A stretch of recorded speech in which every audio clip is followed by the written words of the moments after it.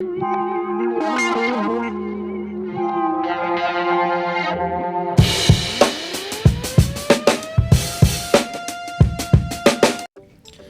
video guides you through the process of counting cells that equal one of many things in Microsoft Excel.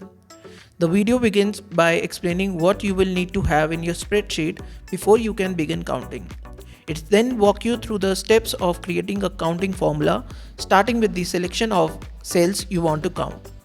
Once the cells are selected, the video will show you how to use the COUNTIF function to count the cell that equals the things you are looking for.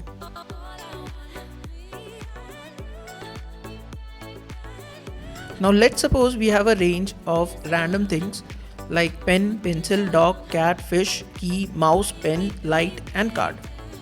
And we want to count the things that are pen, mouse, dog and cat. To count the number of cells equal to one of many values, you can use the COUNTIF function inside the sum product. The generic formula we will be using here will be is equal to sum product COUNTIF range, things.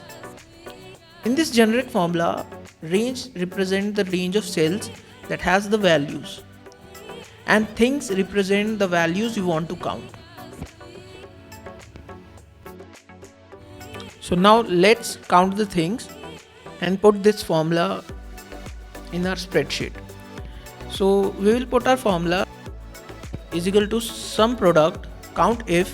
Now the first range will be B5 to B14 and the another range will be D5 to D8.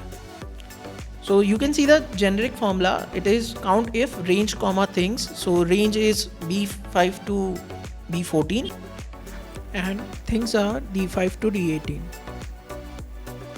So the answer is 5 and this is how you count cells equal to one of many things. Hope you have liked this video and thanks for watching this video.